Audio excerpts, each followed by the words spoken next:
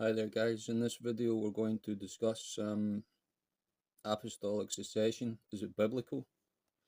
The short answer is no. There's nothing in Scripture that supports a succession of apostles from the first 12 apostles. This is what the Catholic Church actually teaches, that the Pope is actually a succession from the Apostle Peter, I think it was, who was never in Rome. But we know that the Apostle Paul was executed in Rome. So it's kind of a bizarre theology when the Catholic Church were persecuting and murdering Christians all the time for about the first 300 years. And yet they claim apostolic succession from Peter. Like somehow, the mantle was passed from Peter on to somebody else and then down the line to somebody, the first Pope in Rome. Doesn't make no sense. There's no evidence for it, and it's not biblical. So do I believe in apostolic succession? Absolutely not. But do I believe in the Bible? Do I believe in the Word of God? Yes. And the apostles taught the church about the fivefold ministry, and that God will appoint apostles over areas, and he'll appoint prophets, and there'll be churches established, and there'll be Bible teachers, evangelists, and what's the other one? Pastors. Pastors, those that look after the flock, which there's very few real pastors out there. We all know that there's not very many real pastors. I'm not going to name names, but a lot of the TV evangelists, old Joelstein, these guys are literally snorting, their grandmother's tithe money. I don't need to say any more than that, but I mean, Benny Hinn was caught smoking pot a number of years ago, and his security just doing drugs with him. A lot of these TV evangelists. So if you think TV evangelism is biblical, like the true evangel would never be allowed on television, because the TV companies are run by Satan. So we're just going to look at the gift of tongues, which actually came on the first Pentecost of the New Testament. Of course, Pentecost was a Torah festival, a Torah-based festival, which spoke about the outpouring of the Holy Spirit. The first sort of non-recorded Pentecost was in, I believe, the book of Exodus. That's when Moses went up and got the 10 Commandments and came back down, and then Israel were sinning. They'd made the golden calf, and it says that I think 3,000 souls died that day, and then Moses went back up again and received another set of stone tablets, which took another 50 days or so, or 40 days, if I remember. But if you count it all in all, this is around the time of the true Pentecost. I've done videos about that. But this is, of course, the first Pentecost of the New Testament. And we see that 3,000 souls are filled with the Holy Spirit. They were all Jews. There was no Gentiles in this number, but we'll see what God's prophetic intention was when the people were understanding the message that the Holy Spirit was speaking through them. So this is in effect, it's not really a prayer language. What it is basically the Holy Spirit coming and speaking through a person in a heavenly tongue. So in effect, like a lot of Catholics would actually say, well, does that mean that's a spiritist church? That's a spirit speaking through someone? Like, as in, if you go for a seance, and you call spirits of the dead and all this stuff, and somebody gets possessed and they start speaking through them. No. This is the Holy Spirit coming to indwell the body of Christ, and it's the Holy Spirit that's giving a message to not just the church, but to those outside the church, and God's desire to bring them into fellowship and to save them, to actually save them. And I believe you got to be sealed with the Holy Spirit to be saved. You can go through water baptism. You can do certain sacraments and commands in the New Testament, as we discussed the other day. But unless you get filled with the Holy Spirit, unless you deeply repent of your sin, and God sees fit and ready to give you the Holy Spirit and to give you this prayer, not just a prayer language, you're talking about it's a heavenly language that you use to communicate with God, but you also use to speak to other believers. So I'm just going to read this. So I basically wrote this Facebook page here. The topic of the gift of tongues has been ongoing from this day of Pentecost in Acts. If it were only for the apostles, why would they teach about it to the church? And if they taught it to the church, who are the church? That same church today. Well, logically, they were all made up of Torah respecting Jews, and yet here we read that not only were their dialects being understood, but two of the Romans and other people groups which were listed. We'll read them out. Was this a sign to them that the Lord intended to pour out his Spirit on them also? And if so, what message were they hearing except it was an invitation by God to repent and be baptized and believe the gospel? I believe that was the core message when they were hearing the message in their own dialect. When the apostles were speaking, then they were actually hearing this message. So there may have been initially heavenly mysteries spoken, but at large it's to be a very well understood and received message, which Paul goes on to share the gospel with them all, showing us again that no matter which language Paul was speaking, it was being heard in as many languages as the Holy Spirit would allow. Okay, so again, like I've spoken to people about this, they have their own opinions about what the gift of tongue is, but we're just going to read Scripture, and the Scripture interprets itself. Today, when Christians mention the gift of tongues, they think it's perhaps an ancient form of Hebrew, not understanding or knowing the true unlimited extent of God's power and invitation to the lost sheep of the house of Israel and beyond. Remember, this was what Jesus said, I came not for the lost sheep of the house of Israel. And there's prophecies that we read the other day, many prophecies about that. Tongues of fire was first mentioned in the book of Enoch as a wall of fire. All right, little interruption there. Sorry about that. Tongues of fire was first mentioned in the book of Enoch as a wall of fire outside the heavenly temple of Yahweh, which Isaiah also experienced and felt. That his earthly dialect was filthy compared to the indescribable living language, which itself sounded totally different from anything he experienced before. So remember that if you read that passage in Isaiah, he just felt pretty much inadequate. His speech was inadequate and all that. We know that Moses had a stutter and what have you, but Isaiah had that experience. And then an angel went to the altar. One of the coal altars went there and touched his mouth. So again, it's like an experience of a tongue of fire, or something of fire was given to Isaiah to cleanse, his, basically.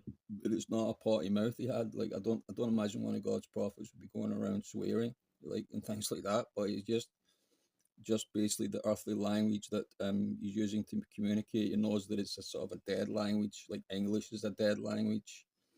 All the other languages on the earth practically are dead languages. So this language was alive. You could actually feel the words when you were speaking them. You could actually just vision and feel what was being said. Hallelujah. I only do this through the Holy Spirit. So when Ron Wyatt found the real Mount Sinai in Arabia, he experienced a similar thing, where it is under the penalty of death for anyone to quote the Quran in any language but Arabic. Yet when he did, they all heard it in their own dialect. So you can check that out. That's one of Ron's testimonies. He was speaking to some Arabic people. He had to quote certain verses of the Quran, but it's a law there that if you speak in English and you try and quote the Quran, it's a death penalty for you. But when he spoke those certain verses, they were debating if it was Mount Sinai, Jabal laws, in Arabia.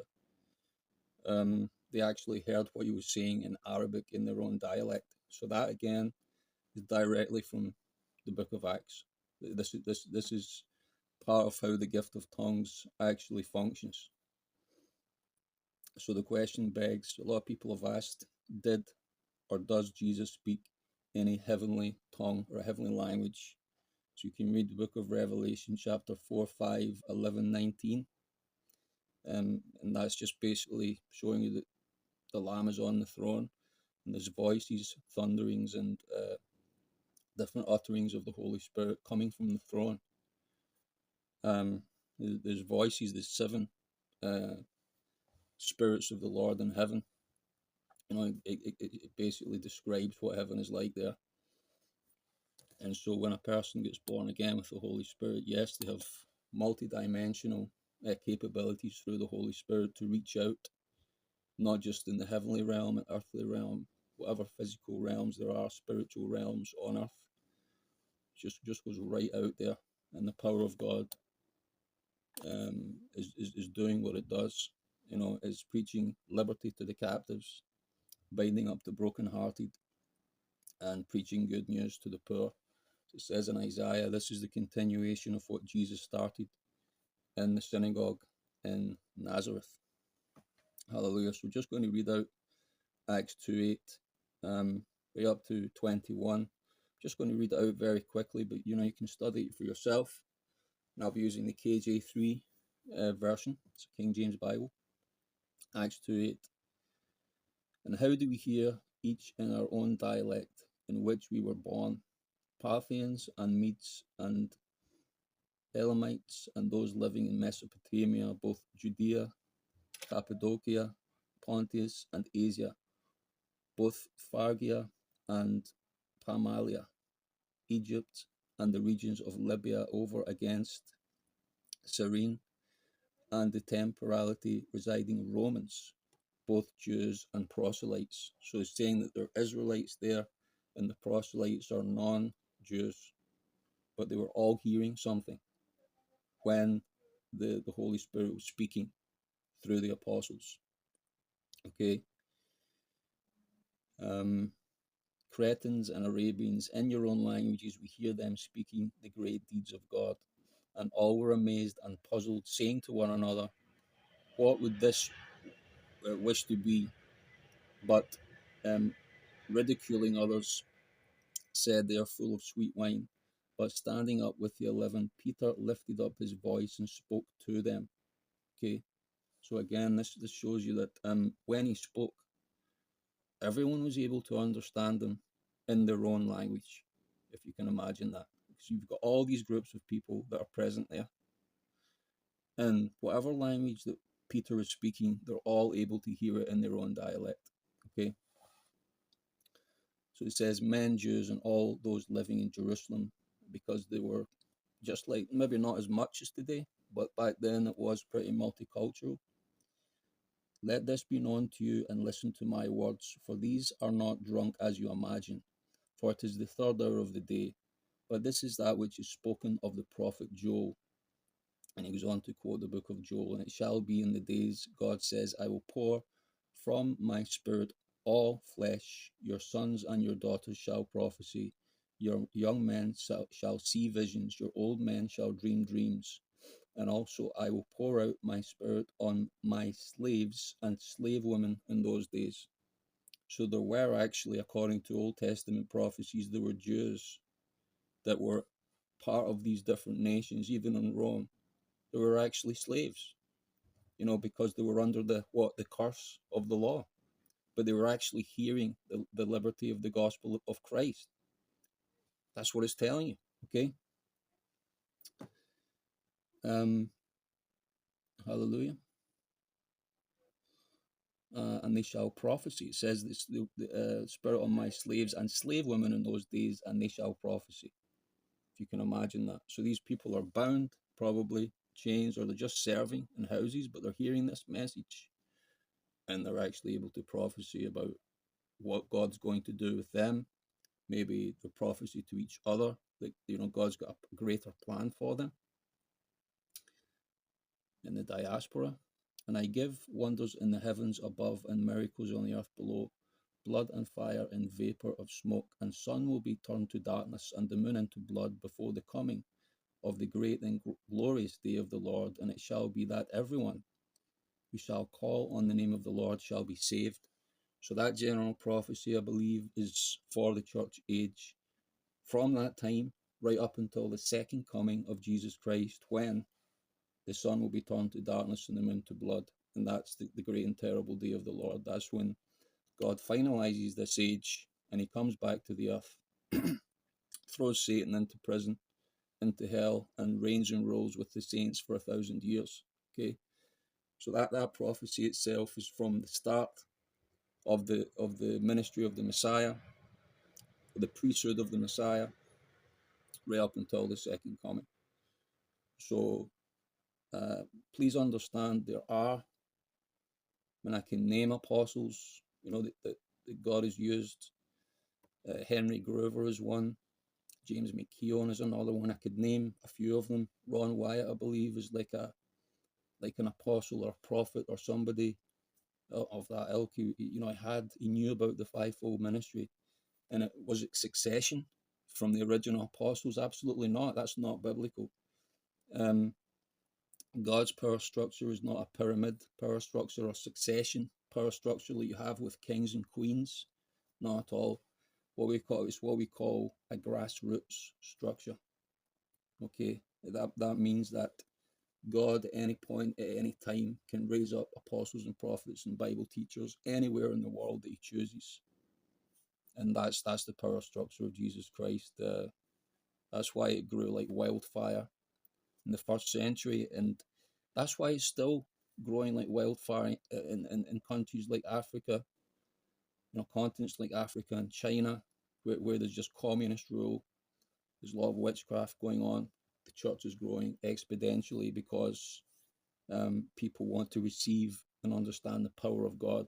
They're sick and tired of human beings oppressing them, ruling over them. They're sick and tired of being deceived by false apostles and prophets like we have on God TV and such. But, there are real apostles and there are real prophets that are operating on this earth. And I believe I'm subscribed to at least 2 or 3 of them that are very great men of God who do the work of God.